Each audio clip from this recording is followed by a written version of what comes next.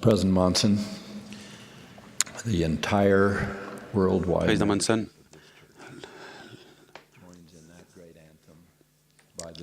l'Église entière se joint à ce cantique chanté par ce chœur et nous remercions le Seigneur. Merci de votre exemple et de ce message de bienvenue à une nouvelle conférence générale. Nous vous aimons, vous admirons et vous soutenons. En fait, à la session de cet après-midi, nous aurons une occasion plus officielle de lever la main pour un vote de soutien. Pas seulement pour Frère Monson, notre président, mais aussi pour tous les autres officiers généraux de l'Église. Étant donné que mon nom figura sur la liste, je me permets de parler au nom de toutes les autorités générales pour vous remercier du soutien que vous nous manifesterez. Aucun d'entre nous ne pourrait œuvrer sans vos prières et votre soutien. Votre loyauté et votre amour signifient bien plus pour nous que nous ne pourrions jamais l'exprimer. Dans ce même esprit, mon discours d'aujourd'hui est que nous vous soutenons, que nous avons pour vous ces mêmes prières sincères et cette même expression d'amour. Nous savons tous qu'il y a des clés, des alliances et des responsabilités spéciales données aux officiers présidents de l'Église, mais nous savons également que l'Église tire une force incomparable, une vitalité unique et réelle de la foi et du dévouement de chacun de ses membres, quel qu'il soit. Quel que soit le pays que vous habitez, aussi jeune ou pas à la hauteur que vous vous sentiez, aussi vieux ou limité que vous vous considériez, je vous témoigne que Dieu aime chacun d'entre vous. Vous êtes essentiel à la signification de son œuvre. Les officiers présidents de l'Église vous chérissent et prient pour vous. La valeur personnelle, la splendeur sacrée de chacun d'entre vous est la raison essentielle du plan du salut et de l'exaltation. Contrairement au discours que l'on tient actuellement, c'est de vous dont il est question. Non, ne regardez pas votre voisin, c'est à vous que je m'adresse. J'ai eu du mal à trouver une manière appropriée de vous dire combien Dieu vous aime et combien nous, sur cette estrade, vous sommes reconnaissants. J'essaie d'être la voix des anges du ciel pour vous remercier de chaque bonne chose que vous avez faite, de chaque mot gentil que vous avez prononcé, de chaque sacrifice que vous avez fait pour présenter à quelqu'un, qui que ce soit, la beauté et les bénédictions de l'Évangile de Jésus-Christ. Je suis reconnaissant aux dirigeantes des jeunes filles qui participent au camp des jeunes filles et, sans shampoing, sans douche ni mascara, transforment des réunions de témoignages autour d'un feu de camp fumant en l'une des expériences spirituelles les plus fascinantes que ces jeunes filles ou ces dirigeantes auront jamais vécues. Je suis reconnaissant à toutes les femmes de l'Église qui, dans ma vie, ont été aussi fortes que le mont Sinaï et aussi compatissantes que le mont des Béatitudes.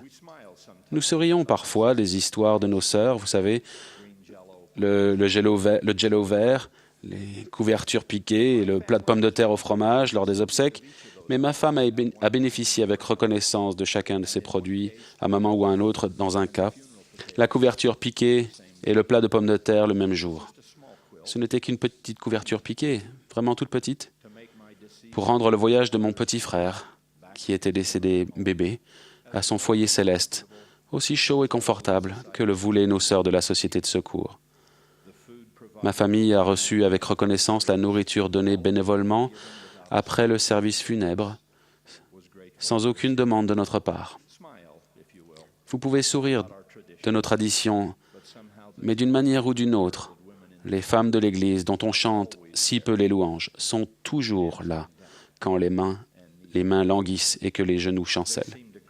Elles semblent comprendre instinctivement la divinité de la déclaration du Christ.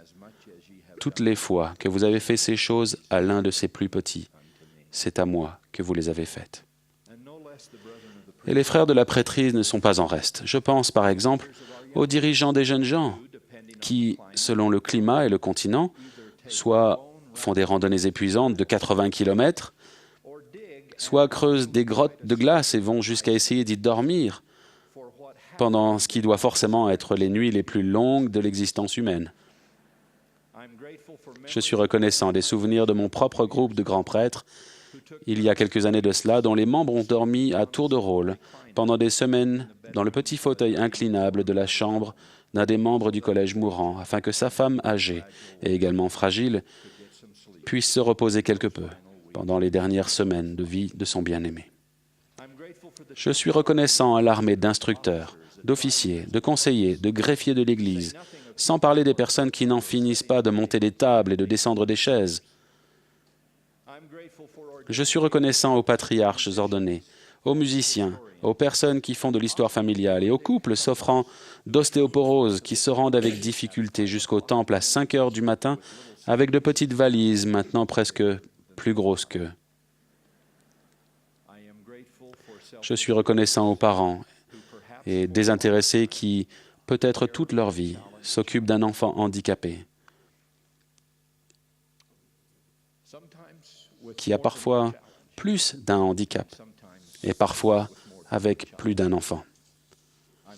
Je suis reconnaissant aux enfants qui se serrent les coudes pour s'occuper en retour de leurs parents malades ou âgés. Et à la sœur âgée, presque parfaite, qui m'a murmuré récemment presque en s'excusant « Je n'ai jamais été dirigeante de quoi que ce soit dans l'Église. Je n'ai fait qu'aider. » Je dis « Chère sœur, merci à vous et à toutes les personnes qui aident dans le royaume. Certains d'entre nous qui sont dirigeants espèrent un jour avoir le même statut céleste que celui que vous avez déjà. J'ai trop souvent négligé d'exprimer ma gratitude pour la foi et la bonté de ces personnes dans ma vie. James E. Faust était à ce pupitre il y a 13 ans et a dit « De l'époque de mon enfance, je me souviens de ma grand-mère qui préparait des repas délicieux sur un poêle à bois. Quand la caisse à bois à côté du poêle était vide, grand-mère la soulevait sans rien dire, sortait la remplir à la pile de bois de cèdre et rapportait la caisse lourdement chargée dans la maison. J'étais tellement insensible que je restais assis là et laissais ma grand-mère bien-aimée remplir cette caisse à bois. Puis, la voix brisée par l'émotion, il a dit « J'ai honte de moi et j'ai regretté toute ma vie mon omission. J'espère lui demander un jour pardon. » Si un homme comme frère Faust, que je considérais comme parfait, peut reconnaître son erreur de jeunesse, je ne peux faire que la même confession et rendre l'hommage que j'aurais dû rendre il y a longtemps. Quand j'ai été appelé à faire une mission avant l'aube des temps, il n'y avait pas d'égalisation des frais de mission. Chaque missionnaire devait payer la totalité des frais de la mission dans laquelle il était envoyé. Certaines missions étaient très chères et il se trouve que la mienne faisait partie de celle-ci. Comme nous invitons les missionnaires à le faire, j'avais économisé de l'argent et vendu des biens personnels pour financer ma mission de mon mieux. Je pensais avoir assez d'argent, mais je n'étais pas sûr de la façon dont j'allais me débrouiller au cours des derniers mois de ma mission. Avec cette question en tête, j'ai néanmoins quitté ma famille pour la plus grande expérience que l'on puisse espérer avoir. J'ai adoré ma mission d'une manière dont je suis sûr qu'aucun homme n'a aimé la sienne avant ou depuis. Puis je suis rentré chez moi au moment même où mes parents étaient appelés à faire une mission. Que devais-je faire? Comment allais-je bien pouvoir financer mes études? Comment allais-je pouvoir payer ma nourriture et ma chambre d'étudiant? Et comment pourrais-je réaliser le grand rêve de mon cœur, épouser l'extraordinairement parfaite Patricia Terry? Je n'ai pas honte d'avouer que j'étais découragé et effrayé. D'un pas hésitant, je suis allé à la banque locale et demandé au directeur, un ami de la famille, quelle était la somme disponible sur mon compte. Il a paru surpris et a répondu « Mais Jeff, tout ton argent est toujours sur ton compte. Ils ne t'ont rien dit?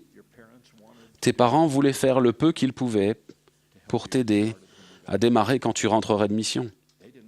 Ils n'ont pas retiré un cent durant ta mission. Je pensais que tu le savais. Je ne le savais pas. Ce que je sais, c'est que mon père, comptable, autodidacte, un teneur de compte, comme on appelait ça dans notre petite ville, avec très peu de clients, n'avait probablement jamais porté de nouveaux costumes, ni de nouvelles chemises, ni de nouvelles paires de chaussures, pendant 2 ans, pour que son fils puisse avoir tout cela pendant sa mission. De plus, ce que je ne savais pas, et que j'ai appris par la suite, c'est que ma mère, qui n'avait jamais travaillé hors du foyer depuis son mariage, avait travaillé dans un grand magasin local afin de pourvoir à mes frais de mission. Et je n'en avais rien su durant ma mission. Personne n'en avait jamais rien dit.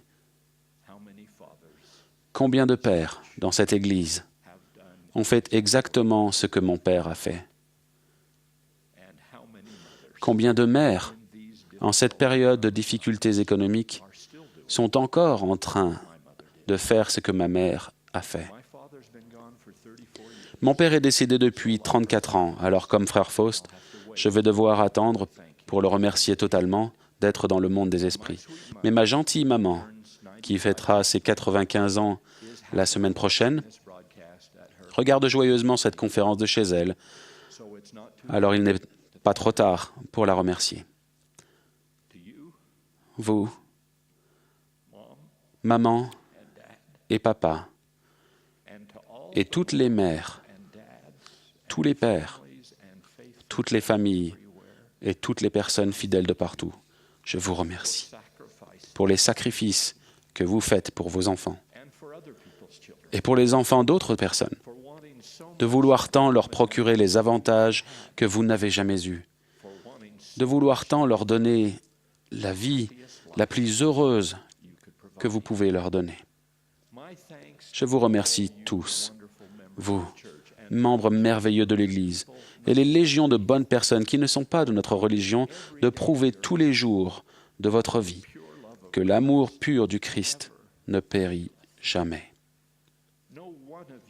Aucun d'entre vous n'est une chose petite ou insignifiante, en partie parce que vous faites de l'Évangile de Jésus-Christ ce qu'il est, un rappel vivant de sa grâce et de sa miséricorde, une démonstration privée, mais puissante, dans les petits villages, les grandes villes, du bien qu'il a fait et de la vie qu'il a donnée, apportant la paix et le salut à d'autres personnes. Nous sommes plus honorés que nous ne pouvons l'exprimer, d'être unis à vous dans une cause si sacrée. Ce que Jésus a dit aux Néphites, je vous le dis aujourd'hui. À cause de votre foi, ma joie est pleine. Et lorsqu'il eut dit ces paroles, il pleura. Mes frères et sœurs, devant votre foi, je m'engage de nouveau à être déterminé, à être plus gentil et plus dévoué, plus fidèle et plus sincère, comme notre Père céleste l'est et comme beaucoup d'entre vous le sont déjà. C'est là ma prière au nom de notre grand exemple en tout, le Seigneur Jésus-Christ. Amen.